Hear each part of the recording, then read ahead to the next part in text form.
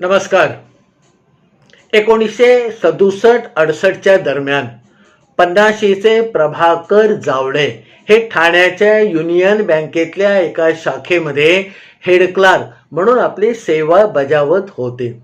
6 फुटाची उंची, भक्कम बांधा, सावळा वर्ण आणि मूळचं नागपुरी वळण जसंच्या तसं जपलेले हे प्रभाकर जावळे आपल्या दिलखुलास स्वभावासाठी आणि मेहनतीने कुठच्याही गोष्टीची तड लावण्यासाठी बँकेमध्ये तसे प्रसिद्ध झालेले होते.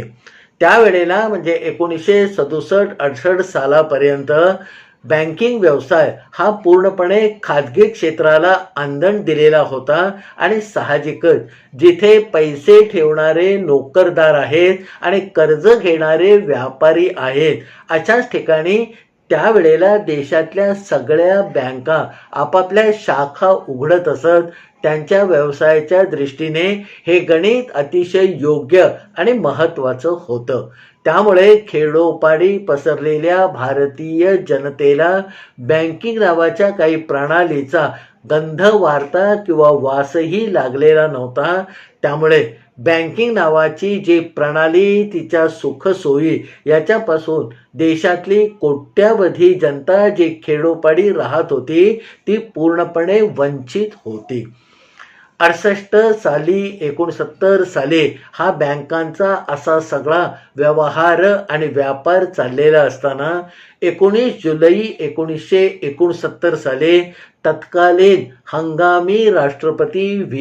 गिरी यांच्या सहीने एक अध्यादेश निघाला आणि त्या अध्यादेशाच्या मदतीने स्वर्गीय तत्कालीन पंतप्रधान श्रीमती इंदिरा गांधी यांनी या देशातल्या 14 मोठ्या बँकांचं राष्ट्रीयकरण करून टाकलं. त्यावेळेला राष्ट्रीयकरणासाठी जो निकष ठरवलेला होता तो होता 50 कोटींच्या जमा ठेवी असलेल्या बँका. त्यावेळेला 50 कोटी ही रक्कम आजच्या 50 कोटींच्या तुलनेमध्ये तशी खूप मोठी होती.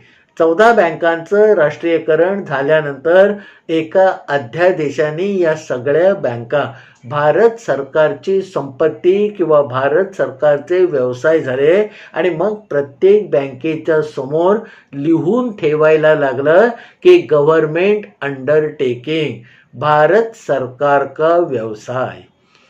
एकदा खेडोपाड्यातल्या जनतेसाठी बँकिंग सुविधा निर्माण करायच्या या उद्देशाने बँकांचं राष्ट्रीयकरण पंतप्रधान इंदिरा गांधींनी V. गिरी यांच्या अध्यादेशाने करून घेतल्यावर मग खेडोपाडी तुम्ही शाखा उघडा, आता तुमच्या नफ्या नुकसानाला गव्हर्नमेंट ऑफ इंडिया म्हणजे भारत सरकार जबाबदार राहील असं इंदिरा गांधींनी त्यावेळचे रिझर्व्ह बँकेचे जे गव्हर्नर होते यांच्याकडून सगळ्या बँकांना परिपत्रक पाठवून कळवलं आणि मग त्याच्यानंतर देशामध्ये जागोजागी खेडोपाडी या राष्ट्रीय बँकांच्या वेगवेगळ्या शाखा उघडायला धडाधड सुरुवात झाली.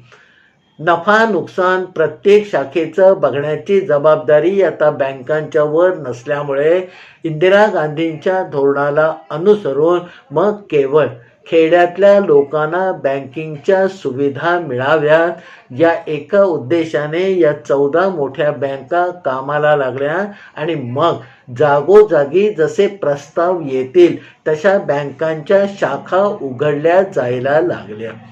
नागपुरापासून 60 किलोमीटरवर अंतरावर काटोल नावाचं त्यावेळेला एक खेडेगाव याच्यामध्ये जमा होणारं जे गाव होतं त्याच्यामध्ये बँकेची शाखा निघणार असं जेव्हा आमच्या प्रभाकर जावळ्यांना समजलं तेव्हा त्यांचे क्षणभर डोळे लकाकले.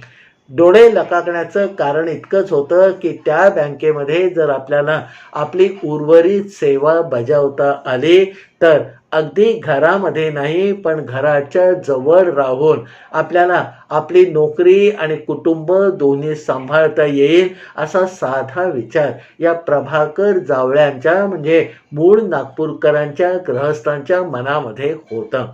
त्यांनी तसा प्रस्ताव येण्याची वाट बघितली आणि मग साधारण वर्ष दीड वर्षानंतर काटोल गावामध्ये बँकेची शाखा निघणार आहे आणि ती सुद्धा युनियन बँकेची शाखा निघणार आहे हे आमच्या प्रभाकर जावळे साहेबांना समजलं आणि मग तातडीने त्यांनी आपण या काटोलच्या बँकेमध्ये आपली सेवा देण्यासाठी तयार आहोत असा अर्ज म्हणजे सरकारी भाषेमध्ये प्रस्ताव पाठवला. काटोल त्यावेळेला खेडेगाव याच्यामध्येच मोडणारं होतं आणि मुंबई पुण्याकडून काटोलला जाऊन तिथे नोकरी करायला कुणीही तयार नव्हतं. त्यामुळे काटोलच्या बँकेमध्ये काम करण्यासाठी आलेला प्रभाकर जावळ्यांचा अर्ज हा युनियन बँकेमध्ये आलेला एकमेव अर्ज होता.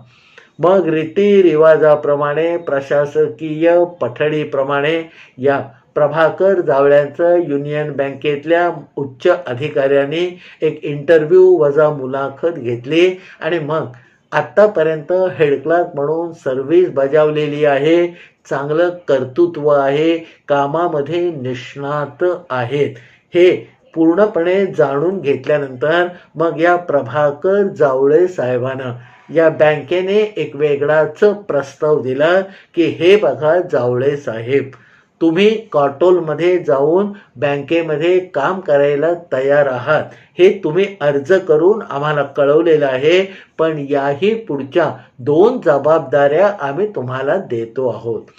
त्या गावामध्ये जाऊन बँकेसाठी जागा बघणं, ती जागा बँकेसाठी मुकरर करून पूर्णपणे तयार करून घेणं आणि तिथे युनियन बँकेची शाखा चालू करण्याची पूर्ण जबाबदारी आम्ही आपल्याला देऊ इच्छितो आणि यासाठी तुम्हाला तातडीने मॅनेजरचं पद द्यायला आम्ही तयार आहोत.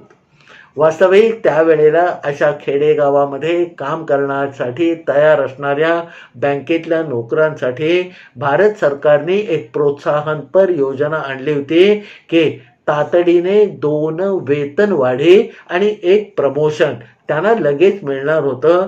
पण हेड क्लार्क पासून मॅनेजर पर्यंत उडी मारण्याची एक सुवर्ण संधी प्रभाकर जावळे साहेबांना मिळाली आणि बँकेचा तो प्रस्ताव त्यांनी तिथल्या तिथे स्वीकारला. पुढच्या 2 महिन्यामध्ये ठाण्यातल्या बँकेमध्ये त्यांच्या ज्या जबाबदाऱ्या होत्या त्या दुसऱ्या एका माणसाकडे सुपूर्द करून मग प्रभाकर जावळ्याने ठाणं सोडलं आणि काटोल गाठलं.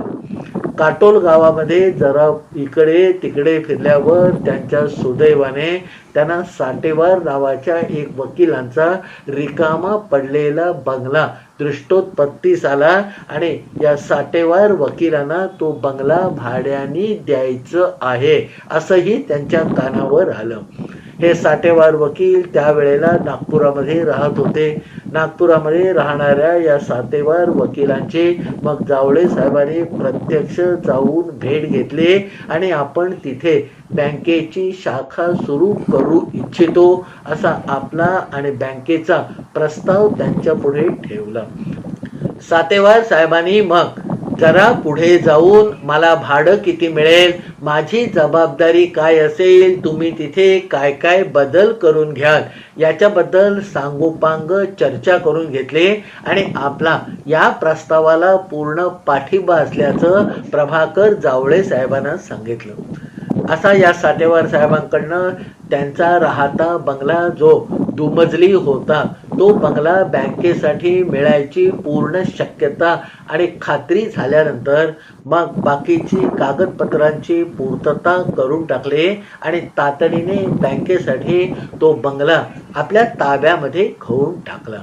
बंगल्याच्या आतमध्ये मग बँकेला हवं तसं फर्निचर, हवी तशी रचना, स्ट्रॉंग रूम इत्यादी इत्यादी ज्या अनेक गोष्टी होत्या त्या पटापटा पुढच्या 2-2.5 महिन्यामध्ये या प्रभाकर जावळे साहेबांनी मार्गी लावल्या आणि मग एका दिवशी गुढीपाडव्याच्या शुभदिनी त्या काटोलमध्ये युनियन बँकेची पहिली शाखा सुरू झाली आणि मॅनेजर म्हणून प्रभाकर जावळे मॅनेजरच्या खुर्चीमध्ये जाऊन बसले.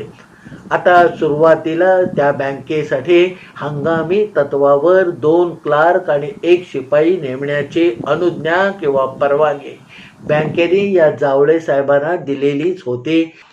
या बँकेच्या मग वृद्धीसाठी त्याच्यामध्ये चांगलं यश मिळावं म्हणून मोठ्या उत्साहाने प्रभाकर जावळे साहेबांनी दिवस रात्र मेहनत सुरू केली. काटोलमधल्या आणि आजूबाजूच्या परिसरात असणाऱ्या व्यापाऱ्यांना हे प्रभाकर जावळे स्वतः जाऊन भेटत होते. त्यांना बँकिंगची माहिती, त्याच्यामुळे मिळणाऱ्या सोयी समजावून सांगत होते. तसंच शाळेमध्ये जाऊन एकेका वर्गाला एक दिवस आपल्या बँकेमध्ये बोलावून बँकेच्या एकंदर सगळ्या ज्या कार्यक्रम असतात, कार्य चालतं, त्याची माहिती देण्याचा उपक्रम प्रभाकर जावळे साहेबांनी उत्साहाने राबवला आणि त्यांच्या या सगळ्या परिश्रमाला गोरी गोमटी अशी फळं पुढच्या 6-8 महिन्यामध्ये लागायला लागली. दर महिन्याला 100-150 नवे खातेदार बँकेमध्ये रुजू व्हायला लागले. बँकेच्या ठेवी हळूहळू वाढायला लागल्या आणि पुढच्या 2 वर्षामध्ये काटोलसारख्या शहरामध्ये आमच्या युनियन बँकेच्या नवीन शाखेचा जम प्रभाकर जावळे साहेबांनी पक्का जमवून टाकला. असं होता होता 1972 साल उजाडलं आणि त्या 72 सालातल्या जून महिन्याच्या पहिल्याच आठवड्यामध्ये काटोलमध्ये पावसाने संततधार धरली. न भूतो न भविष्यती असा काहीसा पाऊस काटोलमध्ये जूनच्या पहिल्या आठवड्यामध्येच पडायला लागला. 8 दिवस लोकांना सूर्यदर्शन घडलं नाही, पण सातत्याने कोसळणारा पाऊस बघून या काटोलमधल्या लोकांना हळूहळू धडकी भरायला सुरुवात झालेली होती. एका शनिवारी असंच संध्याकाळी आपलं बँकेतलं काम उरकल्यानंतर या पावसाच्या रिपरिपीमुळे थोडंसं वैतागून मग हे प्रभाकर जावळे साहेब आपल्या बिऱ्हाडी म्हणजे त्याच बँकेवर स्वतःच्या बिऱ्हाडासाठी त्यांनी ज्या 2 खोल्या त्या बंगल्यातल्या राखून ठेवल्या होत्या त्या खोलीमध्ये आले. पाऊस असल्यामुळे बाहेर जाणं शक्य नव्हतं. खरं तर आजच्या या शनिवारी आपण नागपूरला जाऊन बिऱ्हाडाबरोबर 2 दिवस घालवण्याचा मनोदय या आठवड्याच्या सुरुवातीला प्रभाकर जावळे साहेबांनी मनामध्ये योजलेला होता. पण पाऊसच असा अकांड तांडव करत होता की आपला नागपूरला जाण्याचा विचार त्यांनी रहित केला. आपल्या घरामध्ये आल्यानंतर मग संध्याकाळची सगळी जी काही कामं होती ती उरकली. आपला स्वयंपाक आपण केला आणि साधारण 10 वाजण्याच्या सुमारास बाहेर पाऊस तसाच तुफान पडत असताना जावळे साहेबांनी बिछाण्यावर अंग टाकलं. पाऊस असाच घनघोर पडत असताना त्या बँकेच्या आवारामध्ये म्हणजे समोरच्या अंगणामध्ये आजूबाजूच्या खेड्यामधले 10-12 धट्टे कट्टे तरुण जमा झाले आणि त्याने मोठमोठ्याने वर झोपलेल्या जावळे साहेबांच्या नावाने हाका मारायला सुरुवात केली. 2-4-10 मिनिटांनी या हाकांचा गलबला किंवा त्याचा स्वर एकदम टिपेला गेल्यानंतर वर झोपलेले जावळे साहेब खडबडून उठले, जागे झाले आणि बाहेरून कोणीतरी आपल्याला मोठ्या मोठ्या आवाजात हाका मारतंय हे त्यांना जाणवलं. अशा रात्रीच्या वेळी आपण एकटे असताना, बाहेर पाऊस धूम पडत असताना हे 10-12 आवाज वेगवेगळ्या प्रकारचे आपल्याला हाका का मारतायत असा विचार आल्यानंतर क्षणभर त्यांच्या मनामध्ये भीतीचा थरकाप झाला. पण बाहेर जाऊन बघणं काय आहे त्याची खात्री करणं गरजेचं होतं. म्हणून त्याने आपल्या उशागती ठेवलेली विजेरी म्हणजे टॉर्च घेतला आणि आपल्या खोलीचं दार उघडून ते बाल्कनीमध्ये आले. खाली बघतात तर 10-12-15 तरुणांचा जमाव एकत्र होऊन त्यांना वर हाकारे घालत होतं. पाऊस पडत असल्यामुळे कोणी छत्र्या धरल्या होत्या, कोणी रेनकोट घातले होते, कोणी त्या गावामध्ये असणारी प्लॅस्टिकची इरली घातलेली होती आणि त्यामुळे भर पडणाऱ्या पावसामध्ये आणि दाटून आलेल्या काळोखामध्ये हाका ऐकू येत होत्या, पण कुणाचा चेहरा मात्र दिसत नव्हता. आपल्या हातातल्या टॉर्चचा प्रकाश मग त्यांनी खाली पाडला आणि मग थरथरत्या आवाजामध्ये जरासं बळ अंगी एकत्र करून जावळे साहेबांनी वरतून मग आवाज दिला की अरे कोण आहे, का मला हाका मारताय, का मला हाका मारतायत. हे म्हटल्यावर खालचे तरुण सगळे खुश झाले आणि मग त्याने पटापटा या जावळे साहेबांकडे बघून आपापली नावं सांगायला सुरुवात केली. एक म्हणाला मी चोचा, मी भिक्या, मी पांडू, मी मुंजा, मी सुकड्या. 15-20 तरुणांनी आपापली अशी नावं पटापटा वर बाल्कनीमध्ये उभ्या असणाऱ्या जावळे साहेबांना सांगितली. त्याच्यातले 4-5 चेहरे त्यांना ओळखीचे वाटले, पण नक्की हे कोण आहेत याची मात्र त्यांना मनाला खात्री होत नव्हती. कदाचित आपल्या बँकेमधले ठेवीदार असतील आणि म्हणून यांचे चेहरे आपल्याला जरा ओळखीचे वाटतायत असं जावळे साहेबांना वाटलं. मग त्या खालच्या लोकांनी सांगायला सुरुवात केली. गलबल्यामध्ये ते बोलायला लागले की साहेब आत्ताच्या आत्ता तुम्हाला भेटायचंय, साहेब आत्ताच्या आत्ता तुम्हाला भेटायचंय, तुम्ही खाली येता की आम्हीच वर येऊ. जावळे साहेबांनी क्षणभर विचार केला की आपण खाली जाणं म्हणजे पावसामध्ये भिजण्याला आमंत्रण देण्यासारखं आहे. त्यापेक्षा या खालच्या लोकांनाच वर बोलावून घेऊया. आणि म्हणून मग असा विचार करून जावळे साहेबांनी ताबडतोब आपल्या बाल्कनीतून उभं राहून या खालच्या 15-20 धट्ट्या कट्ट्या तरुणांना सांगितलं की अरे तुम्हीच वर या. असं बोलून मग जावळे साहेब मागे वळले आणि आपल्या घराची जी दरवाजाची मुख्य कडी होती ती काढली. जावळे साहेबांनी कडी काढेपर्यंत खालचे ते तरुण जिन्यानी दरवाजापर्यंत पोहोचलेले होते. पाण्याने सगळ्यांची अंग निथळत होती. आता हे पाणी इथेच थोडा वेळ गळून गेलं तर बरं असे आविर्भाव त्यांच्या चेहऱ्यावर दिसत होते. त्यांच्या हातामध्ये कुठे अस्त्र शस्त्र आहेत की काय असं जावळे साहेबांनी एकदा निरखून घेतलं, पण तशी काही बाब नव्हती. थोड्या वेळाने एक एक करत ते 10-12 तरुण जावळे साहेबांच्या आत घरामध्ये आले आणि त्यांच्या दिवाणखान्यातल्या एका कोपऱ्यामध्ये जाऊन निमूटपणे ते उभे राहिले. आता तुम्ही भर रात्री 12 वाजता पाऊस पडत असताना भिजल्या अंगाने मला भेटायला का आला आहे असं खरं तर जावळे साहेबांना विचारायचं होतं, पण आता आलेले हे तरुणच त्याचा खुलासा करतील अशी काहीशी मनाशी समजूत करून घेऊन जावळे साहेब थोडा वेळ वाट बघत राहिले.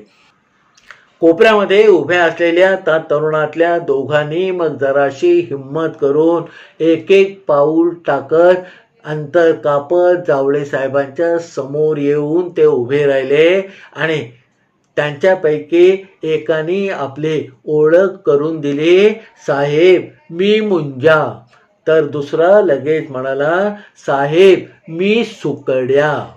आता मुंजा आणि सुकड्या नावं धारण करणारे हे दोन आपण ओळखत नाही हे जावळे साहेबांनी दर्शवलं नाही, पण त्याला नुसतं मानेने होकार देऊन मग काय काम आहे असं हातानीच खुणा करून या जावळे साहेबांनी या समोरच्या मुंजा आणि सुकड्याला विचारलं.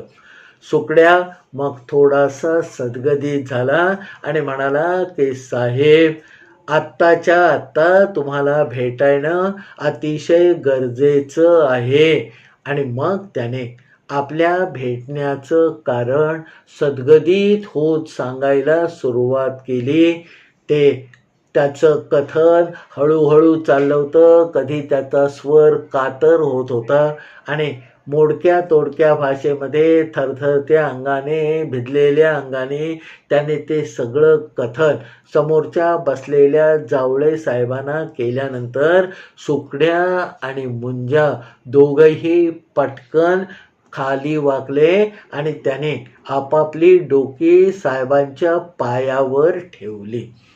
अरे अरे, पायावर डोकं ठेवू नका, मी काहीतरी करतो, असं जावळे साहेबांनी पायावर डोकं ठेवणाऱ्या त्या मुंज्या आणि सुकड्याला सांगितलं.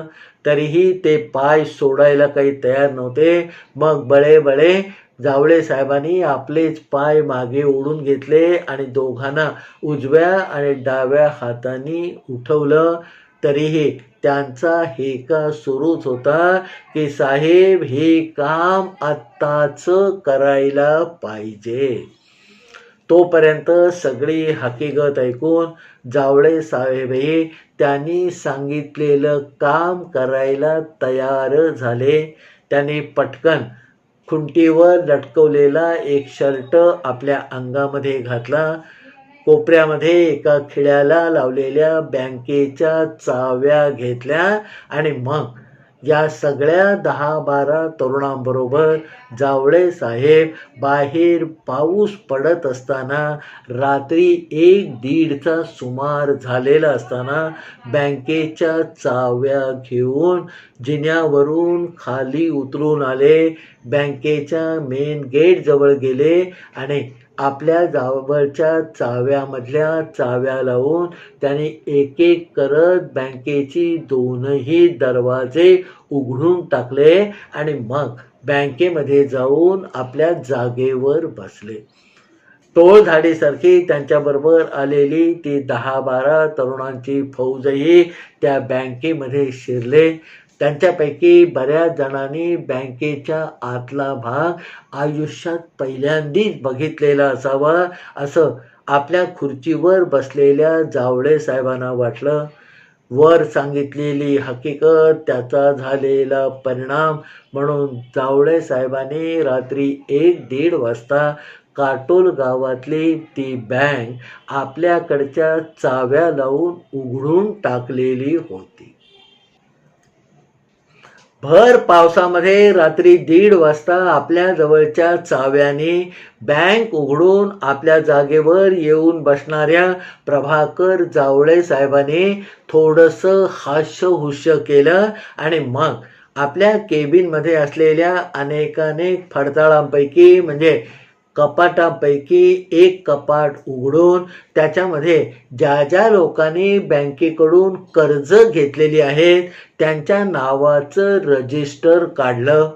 एक एक पान उलटत आणि आपल्याला नाव जे हवं होतं ते शोधण्यामध्ये पुढचा जवळजवळ अर्धा तास या जावळे साहेबांचा गेला आणि शेवटी त्यांना हवं ते पान त्या रजिस्टरमधलं सापडलं.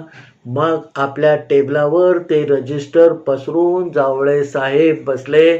आपल्या खणातले 2-4 कागद काढले, समोरच्या 1-2 पेन्सिली उतरल्या आणि त्यांना हव्या असलेल्या त्या पानावर जो मजकूर होता आणि त्या मजकुरावरून बाकीची जी काही गणितं मांडायची होती ते आपण टेबलाच्या खणातून काढलेल्या कागदावर समोरून घेतलेल्या पेन्सिलीने या जावळे साहेबांनी आकडेमोड करायला सुरुवात केली.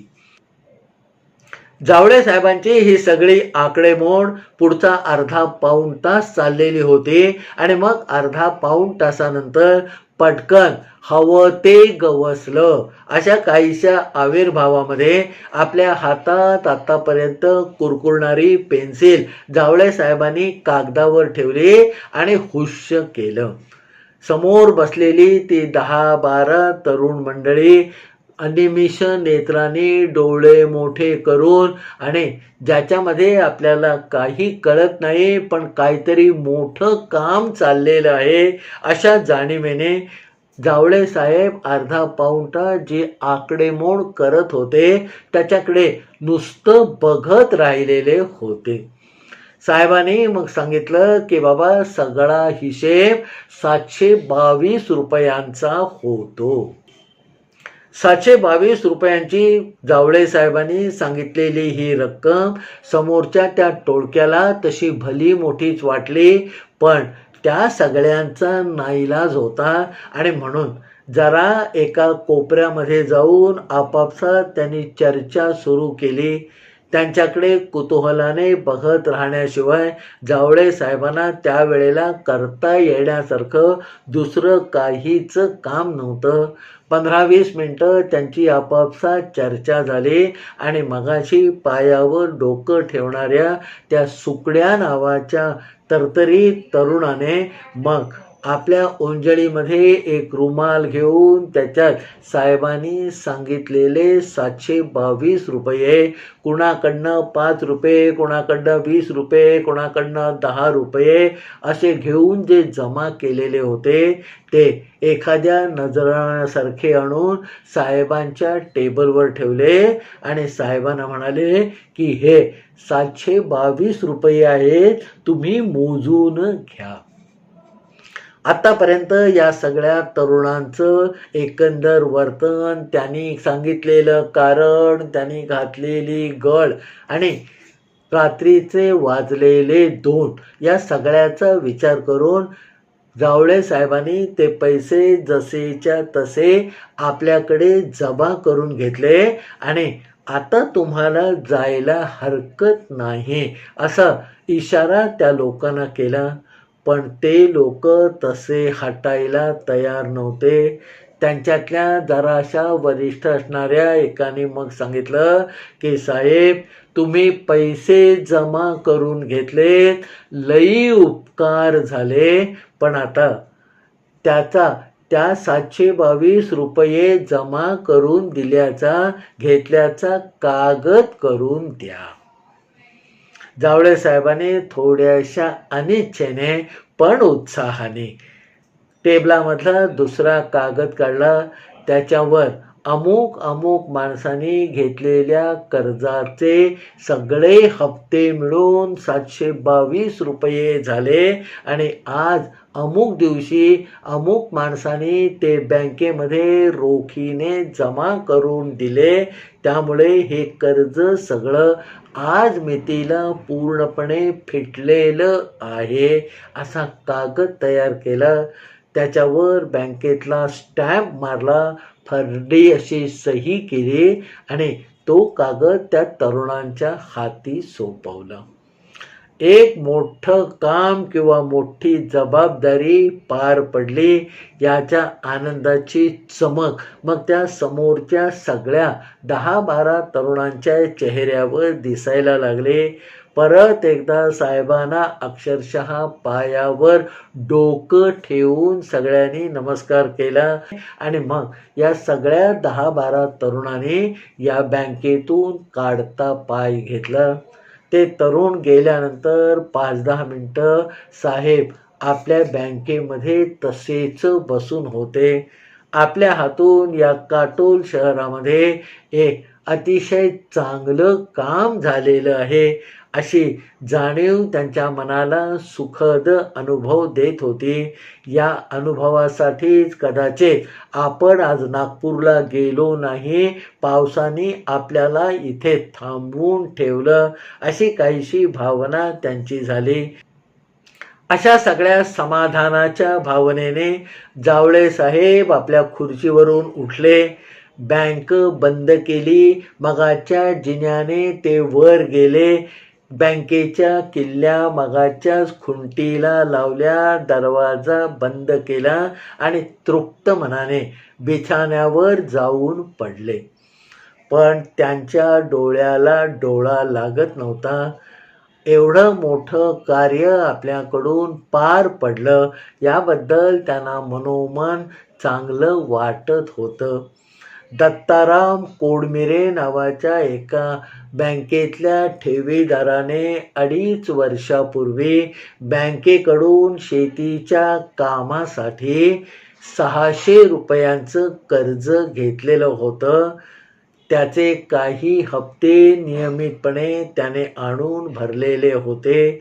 दरवेळेला हप्ता भरून झाल्यानंतर तो दत्ता कोडमिरे साहेबांची भेट घेऊन त्यांना नमस्कार करून आपल्या घरी जात होता. हे साहेबांना लख्ख आठवलं.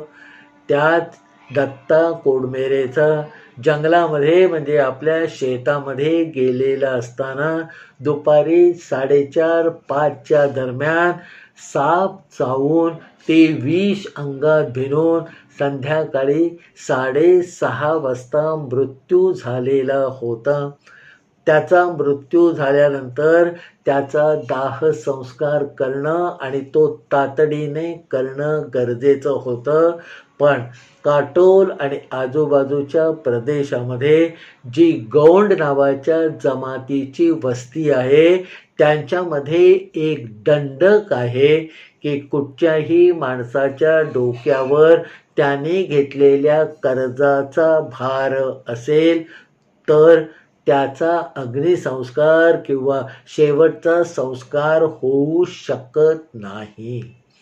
दत्ता कोडमिरे गतप्राण झाल्यानंतर त्याच्यातल्या घरातल्या लोकांनी बँकेतून यांनी कर्ज घेतलेलं आहे आणि त्या कर्जाचा भार याच्या डोक्यावर आहे याची स्पष्ट कल्पना त्यांच्या गावकीतल्या भावकीतल्या लोकांना दिली आणि त्याचं ते कर्ज फेडण्यासाठी त्याच्या डोक्यावरचा कर्जाचा भार उतरवण्यासाठी भर पावसामध्ये आपापल्याकडे असणारे 2-5 रुपये जमा करून हे कर्ज बँकेमध्ये जाऊन आत्ताच्या आत्ता फेडायचं या ईर्षेने, जिद्दीने, निश्चयाने 10-12 तरुण बँकेच्या आवारामध्ये रात्री 12:30 वाजता जमा झाले होते आणि तिथून ते वर जावळे साहेबांना हाका मारत होते.